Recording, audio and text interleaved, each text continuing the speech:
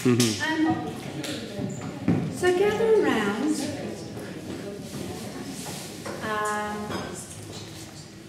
Romilly, Adelina. So let's just recap on the things that are really important, okay? What we were talking about is using the really soft area of your forearm. That's one thing.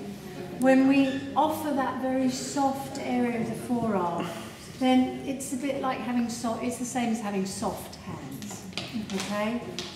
Then that's going to be less of a shock to somebody. The other thing we said is that as soon as you create a fist or bring your wrist up like that, then it tightens that area of tissue in your arm and they feel that too. So there's no need. We do sometimes use it. It's not that we don't use those things, but we use it when we want to. So if I want to add some tension to it, I'm actually going to use the ulnar edge. So sometimes I'm going to very specifically roll into that ulnar edge and use that ulnar edge more directly. But that's with awareness, okay? So that would be if you've seen an area or you felt an area. If I feel it, yes. So most of the time I'm going to be really, really soft, but then sometimes I'm actually going to choose to. And that would be more of your deeper compression work, you know? What else did we think about? Because you came up with some really good ideas of what was important to think about. We said something about being closer to the couch, right? So you have to get closer to the couch. There's no doubt about that.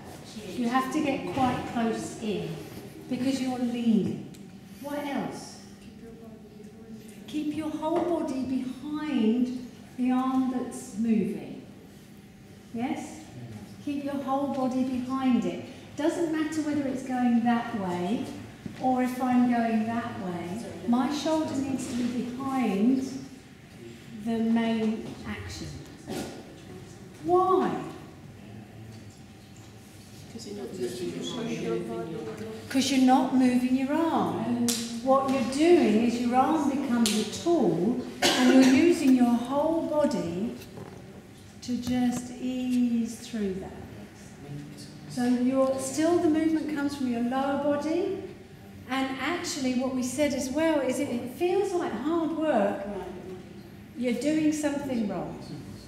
It should be as effortless as just leaning. Yeah? Anything else? What else came out? We decided we could use different areas, didn't we? So we could use a hand underneath. The hand underneath is very useful. It will become very useful in a minute.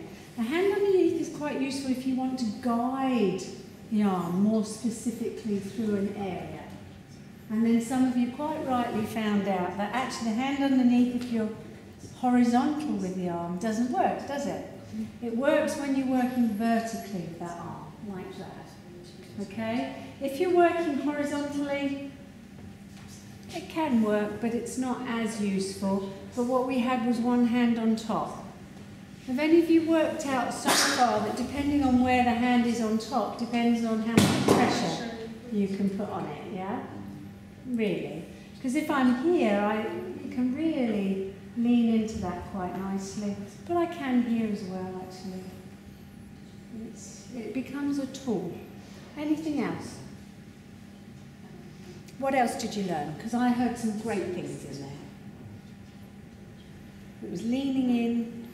Keeping the back leg straight. Keeping the back leg straight, excellent. So that was one of the things you said, because actually, yes, you need that back, and you need a wider stance, don't you? That's the other thing.